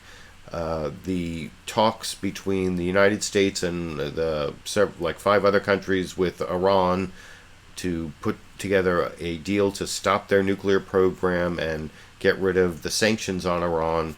That's supposed to be completed by July 9th, and that was covered on a couple of the programs. I'm going to show about 6 clips on that topic, starting again with CBS's Face the Nation. This is John Dickerson handing over to their reporter Margaret Brennan, who's in Vienna covering the negotiations, over in this clip. The deadline for a deal is Tuesday. CBS News foreign affairs correspondent Margaret Brennan is in Vienna with the negotiators. Margaret, what's the latest? Well, good morning. Negotiators here in Vienna say progress is slowing, but there has been movement on 2 of the thorniest issues. The first is sanctions. For the past few years, billions of dollars of Iran's assets have been frozen, and under this deal, those would be unlocked. Further sanctions would then be lifted over time as Iran takes steps to freeze its nuclear program. And there's another promising sign. Weapons inspectors say that Iran has agreed to cooperate with an investigation into charges that they secretly tried to develop weapons in the past. But Tehran is still stopping short of allowing inspectors into all suspected nuclear sites, including military installations. So American diplomats tell us that this deal could still fail, particularly if Iran doesn't agree to restrict nuclear development over the next 10 years or more. So Secretary of State John Kerry may need more than these next 2 days to hammer all of this out. And that could be a problem because Congress wants a deal in their hands by July 9th. Margaret Brennan in Vienna. Thanks, Margaret. So that was a report from Margaret Brennan on CBS, and she mentioned how Congress wants the deal by July 9th, because if they get it by July 9th, though, they only get 30 days to review it. Otherwise, they get 60 days to review it, which will come up in a clip I'll show in a few minutes. But I want to show a clip from NBC's Meet the Press. This is reporter Andrea Mitchell covering the same material that Margaret Brennan covered, but sort of giving a little chart that shows you what's been agreed on and then what are still the sticking points in the negotiations. And it starts with a little clip of Javad Zarif, the Iranian foreign minister, who put up a YouTube video. I put a link to the entire video down in the video description that you can watch for yourself. And there'll be another clip from this a little later in this topic. But first, Andrea Mitchell showing a short clip from that, and then talking about where there's agreement and disagreement in the talks right now here. Have been meeting all weekend and again today. In a snazzy YouTube video, Zarif, speaking English, even used social media to pressure the U.S. negotiators. Getting to yes requires the courage to compromise, the self-confidence to be flexible, the maturity to be reasonable, the wisdom to set aside illusions, and the audacity to break old habits. So what is the progress? First, on sanctions. Their staffs have drafted a tentative agreement to lift the U.S. and European sanctions, but they still have to get the foreign ministers to sign off on that when they get back here a few hours from now. Also, where are the disagreements? There still are plenty. They still have not figured out how to automatically reimpose UN sanctions if Iran cheats. And disagreements on how much access UN inspectors will have to Iran's sensitive and military sites, as well as unresolved questions about Iran's past nuclear research. On Saturday, the head of the UN nuclear agency reported progress. He may be able to resolve those issues by the end of the year, he said, faster than some had thought, but certainly not fast enough to satisfy Israel and the other critics. And finally, they haven't closed the gap on how much nuclear research that Iran can do a decade from now. So all of this will be on the table tonight and tomorrow when the ministers rejoin the talks here. And the next 24 hours are going to be critical, Chuck. So like I said, I think that's a pretty clear listing of what the areas of disagreement still are and the area of agreement. And like I said, it started with a clip of that Javad Zarif YouTube video, and you can watch the entire video at a link I put down in the video description. I next want to show a couple clips from ABC's This Week with George Stephanopoulos on this topic. First, George Stephanopoulos has on freshman Senator Tom Cotton, who is famous for having put together this letter to the Ayatollahs telling them not to trust Obama on the Iran negotiations. And George Stephanopoulos starts off by showing him a clip of the Javad Zarif YouTube video. And what I find amusing about Senator Tom Cotton's answer is he calls Javad Zarif smug and condescending, which was what was so remarkable about his letter to the Ayatollahs, where he explained the U.S. political system to them. It was incredibly smug and condescending. But here's Senator Tom Cotton accusing Javad Zarif of being condescending in this clip. George. Turning now to the senior Democrat on the Senate Foreign Relations Committee, Ben Cardin. Senator, thank you for joining us. At this 11th hour, despite some differences that remain, we have never been closer to a lasting outcome. But there is no guarantee. Getting to yes requires the courage to compromise, the self-confidence to be flexible, the maturity to be reasonable, the wisdom to set aside illusions, and the audacity to break old habits. That is the Iranian foreign minister echoing President Obama's signature phrase, audacity of hope, just days ahead of the latest deadline for a deal to rein in Iran's nuclear program in return for relief from sanctions. And that optimism from the Iranian side likely unwelcome news to our next guest, the leading Senate critic of a possible deal, Tom Cotton of Arkansas. Senator Cotton, welcome this morning. What do you make of that optimism from the foreign minister of Iran? George, it's good to be on with you. Iran is an anti-American, terrorist-sponsoring outlaw regime that's killed thousands of Americans from Beirut to Iraq to Afghanistan. And that video that Javad Zarif, their foreign minister, posted over the weekend with its smug, condescending tone shows just how far down the path we've gone towards Iran's position. Iran was negotiating from a position of weakness. And this is not just two businesses negotiating together. This is not like Russell Wilson and the Seattle Seahawks trying to reach a contract that makes everyone happy. Iran should have faced a simple choice. They dismantle their nuclear program entirely, or they face economic devastation and military destruction of their nuclear facilities. Yet as that video shows, they think they're negotiating from a position of strength and that they hold all the cards. He goes on to say that now, I think Senator Tom Cotton, his position is extreme and close-minded.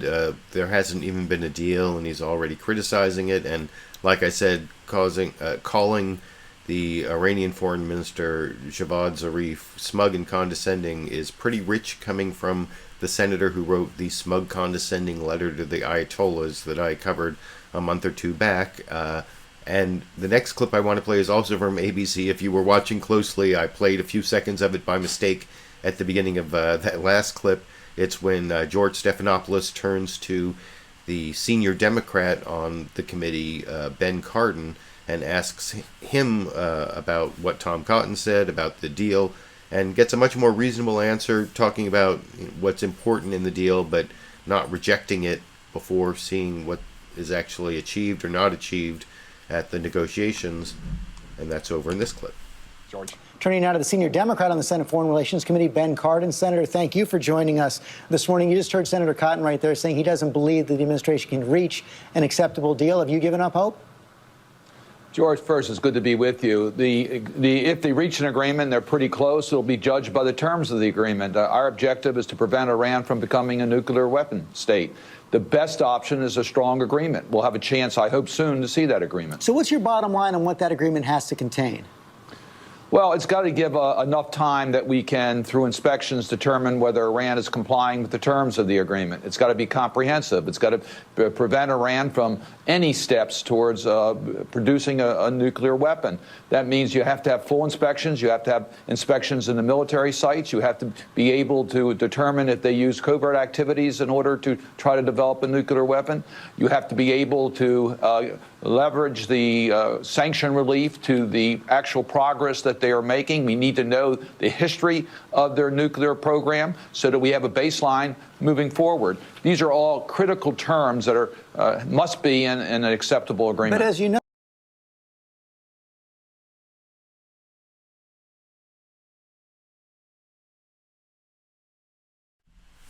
So those were the ABC clips on the Iran issue, and before I finish the topic of the upcoming deal or no deal with Iran, depending on how the negotiations go, I want to show a couple clips from CBS's Face the Nation.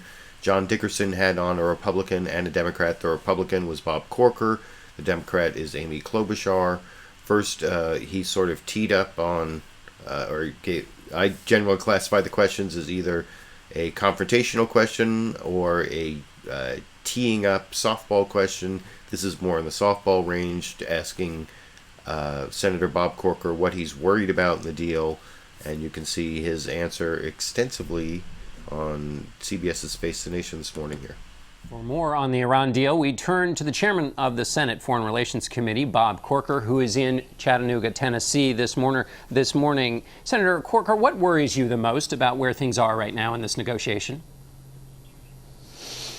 Well, we've gone from dismantling their program to managing proliferation. I mean, that's the biggest concern. That's already done. But right now we have the issues of, are we going to have anytime, anywhere inspections? Will we know what their past military dimensions were? It's very important. Every person who's come in to testify has talked about the importance of that. Will the IAEA ever be required to declare that Iran over time has a civil program and not a military program? So there are numbers of issues.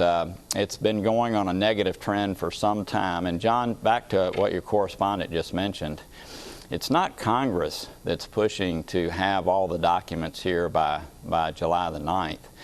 It's these 6 major countries plus Iran that really, on behalf of the American people, They want Congress only to have 30 days to review this deal instead of 60. This has been going on now in seriousness for almost 2 years. And it's amazing to me that as we come to the end of this deal, the biggest issue of concern to these countries right now is that Congress would only have 30 days, not 60 days to review the deal. So I did talk to Secretary Kerry yesterday. I urged him to please take their time, try to make sure these last remaining red lines that haven't been crossed, they've crossed so many, do not get crossed, and qualitatively they don't make it worse than where it already is. So just to be clear for people, if they meet the first deadline, if they get it done by Tuesday and you get it by Thursday, then Congress will have 30 days to discuss it. If they miss that deadline, then Congress will get 60 days to discuss it. Now, even though I criticized John Dickerson of CBS's Face the Nation for not asking that confrontational question, he did clarify that important legislative deadline there that I didn't actually hear discussed very clearly anywhere else on the Sunday morning programs, that if they don't meet the July 9th deadline this Tuesday, if they don't complete the negotiations by then Congress is going to get 60 days to argue about this rather than 30 days, and that could make a big difference in how politicized this gets. And actually, John Dickerson kind of tried to get Senator Amy Klobuchar to admit that it was a political rather than a foreign policy decision on her part, trying to get her to say that she would be loyal to the president when it came to how Congress is giving oversight to the agreement. And I'll talk about that a little more when I show that last clip on the Iran issue over here. Senator, I want to start with this possible deal with Iran over its nuclear program. If there is a deal and it comes to Congress, is it really possible that Democrats are going to buck their president on the international stage and not approve of a deal that comes out of these negotiations? Well, I think most senators are reserving judgment. We want to see what the deal is. And I want to thank Senator Corker, who worked with Senator Cardin to come up with this review agreement so that we have an orderly way to look at the agreement. And I think no one knows what's going to happen at this point. The president just said last week that he would walk away from a bad deal. So we are simply waiting to see what the agreement is. Some of the things that came out of the April preliminary framework were positive in terms of the intrusive inspections and other things. But since then, we've heard words from the Ayatollah about how, he expects that somehow Congress would agree to just having them sign a piece of paper and then all the sanctions that we've worked so hard to put on would go away. I don't think that's going to happen. So I think everyone is united in this idea that we simply have to see what the agreement is before we jump in and say where we are on it. But clearly those talks are continuing, and the whole idea of the sanctions, John, was to bring Iran to the table to have these kinds of negotiations, since one of our top foreign policy priorities is to prevent Iran from getting a nuclear weapon. So, but clearly Senator Corker and others who are worried about this deal are trying to affect the deal as it's being negotiated, because they worry once something is agreed to, it gains a kind of momentum that cannot be stopped. And that to stop that momentum would require Democrats to push back against it. Just as a political matter, do you really think that Democrats would vote against their president? Again, Democrats have voted against the president before, but I do think you see a lot of Democrats that simply want to see what the deal is. And like the Republicans, we've been pushing for the strongest deal possible, the most detail possible. We know Iran has cheated on these agreements and said words and then not followed up on them before. And there are alarming things about what the Ayatollah has said. And that's why we simply want to see what the agreement is, and no one wants to rush to judgment.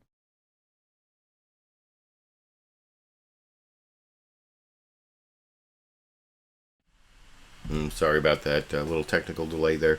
I wanted to show those several clips on the Iran deal, which could be a big breaking story this week because, as you saw from those clips, July 9th is the deadline, and I don't know whether they're going to make the deadline or not, but it sounds to me like the Obama administration has a really strong motivator to get the deal done by July 9th if it means that Congress is going to have half the amount of time to argue about it before they have to vote on it.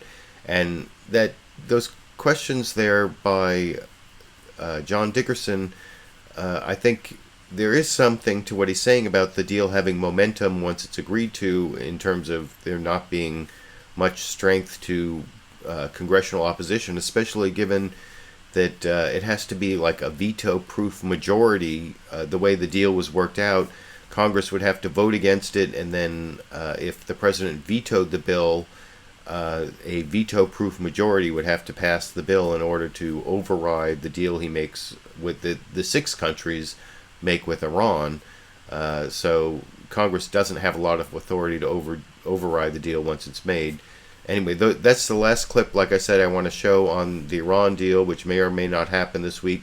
I do want to show a few clips on the way some conservatives want to use religious liberty as an exception to anti-discrimination laws that apply to LGBT people, especially in wake of the marriage equality ruling at the Supreme Court last week.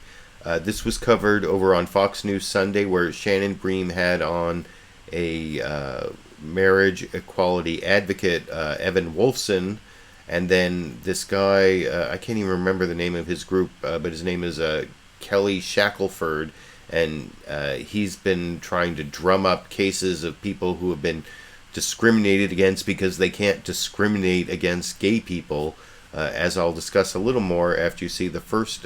This is in the first clip, Shannon Bream confronts the marriage equality advocate Evan Wolfson with this Oregon case, this bakery that was found to have violated Oregon anti-discrimination laws because they wouldn't make a cake for a same-sex couple, 2 women who wanted a wedding cake.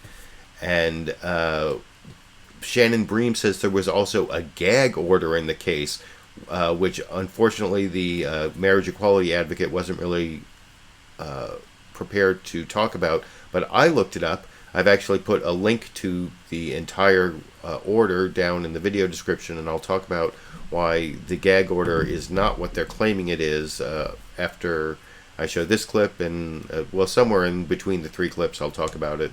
Here's the first one from Fox News Sunday, Shannon Bream this morning here. These 2 interests on a collision course this week on a case out of Oregon.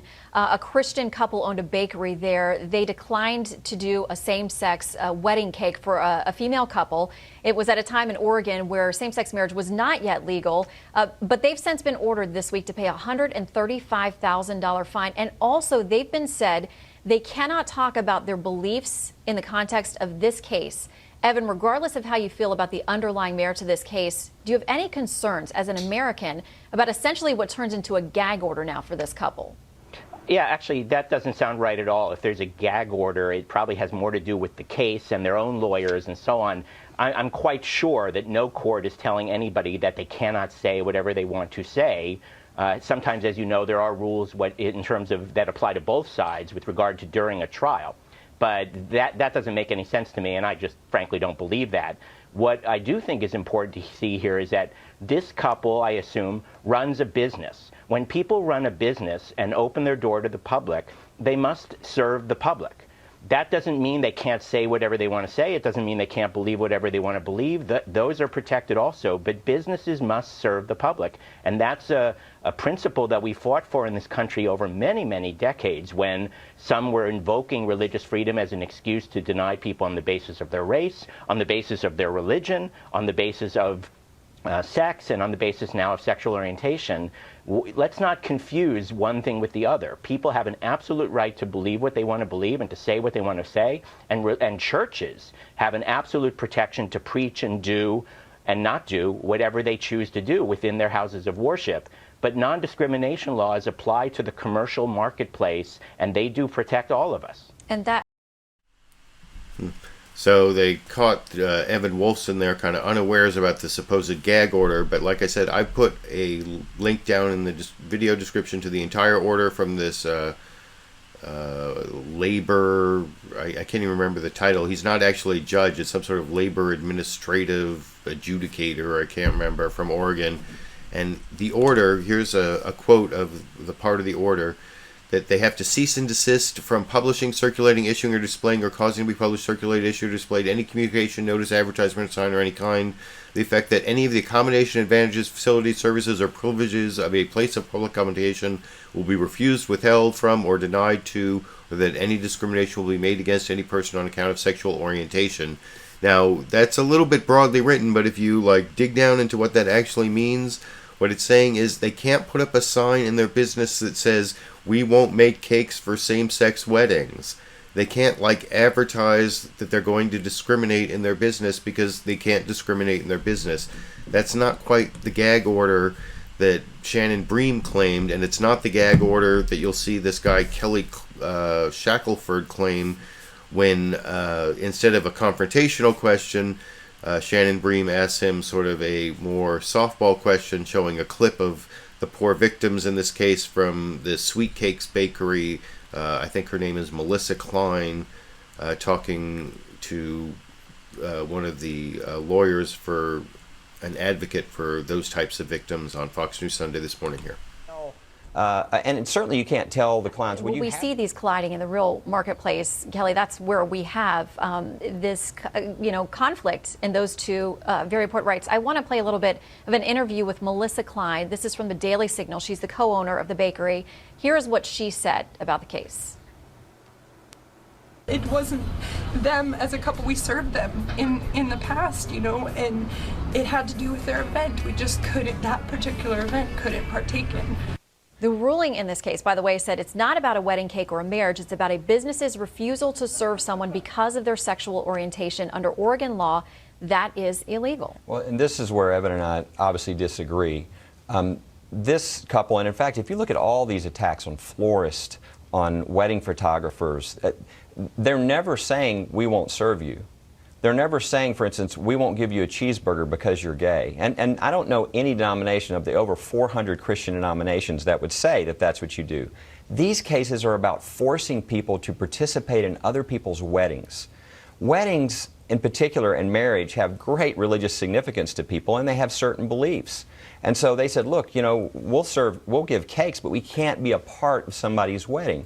The idea that because they hold those religious beliefs, that they can be now bankrupt, which this young couple and their family, they're bankrupt, $135,000 fine, and I did look at that order. They're specifically ordered not to speak their beliefs on this issue. I mean, you feel like you're in a different country. That goes against every... Specifically ordered not to speak their beliefs on this issue. They can't put up a sign that says we don't serve gays here or we won't serve same-sex weddings here. And I actually looked into the case a little about the reason they're bankrupt is because the people they used to get referrals from, like florists and wedding planners, won't refer to them anymore after this case. So it is kind of trumped up, and that's something that Evan Wolfson tries to point out after one more little trumped up display by this advocate, Kelly Shackelford, trying to claim he can't even say they're not being allowed to discriminate. He says they're not.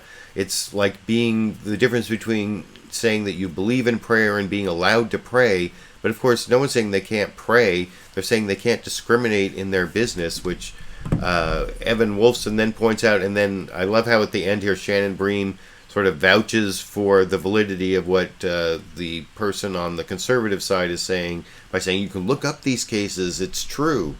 And that's the last clip on the anti-discrimination cases that are the next front in the LGBT rights arena in this clip. And certainly you can't tell the clients, well, you have these beliefs, but you can't live them. We believe in the right of you to believe in prayer, but not to pray. These cases, if the clients aren't the only ones. You've got a grandmother who is now being prosecuted because she wouldn't arrange a floral arrangement in a gay wedding. And they're not only looking at ending her business, but taking her home. We've got a man, Jack Phillips, in Denver, who, because he's under a court order right now to make cakes and participate in a gay wedding, and if he doesn't, he will be in contempt of court and he could be taken to jail because of his beliefs on marriage and not wanting to violate those sincerely held beliefs. Evan, are those potential sentences, is that something you would support? Mr. Shackelford is, again, mixing things up. No one is telling a church what to do. What the law is saying that when you operate a business, you must serve the public without discriminating. And what Mr. Shackelford's group is doing is running around trying to stoke up stories to make it seem like there's this tidal wave of problem, when in fact we've had the freedom to marry up until Friday in 37 states, representing more than 70% of the American people, and now, of course, we have the freedom to marry throughout the land. And all they can point to kind of conjure up this notion of a problem, are a few business owners who his group has reached out to try to get them to say, we don't want to serve this couple. But again, we saw that in the South during the Civil Rights Movement. We've seen that in other parts of the country. The fact of the matter is, people are free to believe what they want to believe. They're free to pray what they want to pray, but they're not free to discriminate against members of the public in a business. From the privacy of their own homes in a whisper, as Justice Alito said. We've got to leave it there. These are actual legal documented cases. People can check them out from themselves and draw their own conclusions. Mr. Shackelford, Mr. Wolfson, thank you both very much. And it's true, you can check it out for yourself. Like I said, I put a link down to the Oregon bakery case, and that's the actual gag order that I've quoted for you. If you read it carefully, you'll see it basically says you can't put up a sign saying we won't serve gay couples' weddings in this bakery. That's basically what they're prohibited from saying in the order. So it was totally trumped up on Fox News. I'm almost done with the show. I have one more clip I want to show. This is on the topic of race.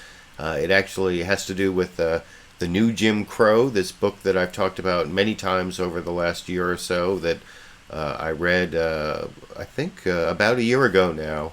Is that how long ago it was before the whole Michael Brown shooting in St. Louis? I guess it was about a year ago now. So that's when I read the new Jim Crow, and it's about how there are some racist policies that underlie the whole problem we have in our criminal justice system. It's not just the cops themselves, and that was a point that Ta-Nehisi Coates made on NBC's Meet the Press, talking to Chuck Todd about his new book. And some of that interview between Chuck Todd and Ta-Nehisi Coates was shown on Meet the Press this morning. More of it's on the NBC website. I have a link down to the entire Meet the Press website down in the video description. I haven't looked at the extended interview yet, but this was the clip that I found most interesting this morning, and I'll discuss it a little more before I end the show with this last clip here. Let's go to the book itself. It's a memoir to your son. That's how it turned into that. And I want to talk about what real reform when it comes to social justice and race relations. And you write this: you may have heard the talk of diversity, sensitivity training, and body cameras. They're all fine and applicable, but they understate the task and allow the citizens of the country to pretend that there is a real distance between their own attitudes and those of the ones appointed to protect them. This is in response to increased scrutiny of police brutality against African Americans. Obviously, a conversation that African American fathers have to have with their sons a lot. But you're not comfortable with the conversation that's happening now, even as we acknowledge the problem. No, I'm not, because I think people focus on the police as the problem, and I think that allows us to avoid our responsibility as citizens living in a democracy. In each of these disturbances, in Ferguson, in Baltimore, in Charleston, South Carolina, but in South Carolina with Walter Scott, who was shot from the back. You can see policy behind each and every one of those instances. And so I think we need to have a discussion about that, be it policy in terms of, in South Carolina with Walter Scott, in terms of how we deal with child support payments, be it in terms of in Baltimore, how easily we allow people to arrest other people. If it, is in Ferguson, we need to have a conversation about how municipal governments fund themselves. The police are not some independent organization operating as a result of a military junta. We live in a democracy. We get the police departments we deserve. And so I think American citizens need to take some responsibility for that.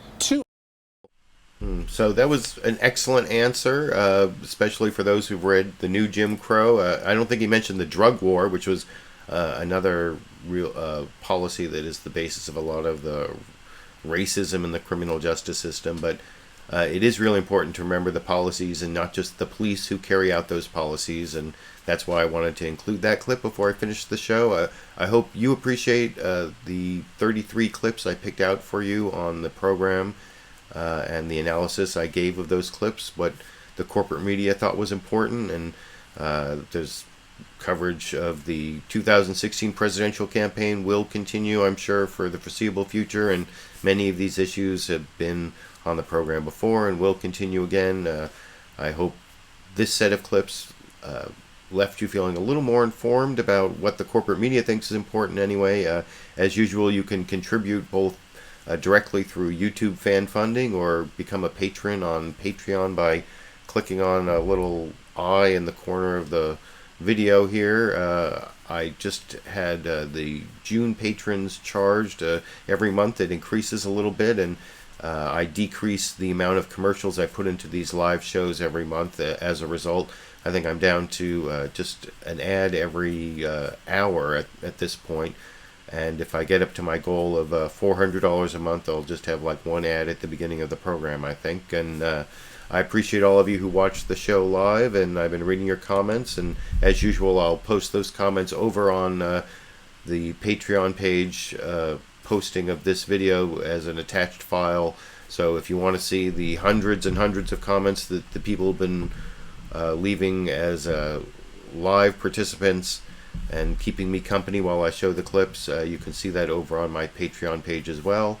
I'll be doing the show next week. It may be a little bit delayed because I have to spend a few hours next week bringing my daughter to summer camp next Sunday, so it may delay it till into later in the evening or Monday. I haven't figured out exactly how I'm going to work that out, but I'll have something posted by the regular time to let you know when the actual show will be. And until then, I should have some other video up for you during this week as I have a little extra time, and you look for that probably around Wednesday or Thursday, possibly Friday. There should be some edited, produced video or some excerpt. And other than that, I will see you next Sunday evening or next Monday, where I have the next Sunday clip roundup telling you what is coming out of the corporate media and what the top stories are. And until then, I guess I'll just be seeing you all around the internet.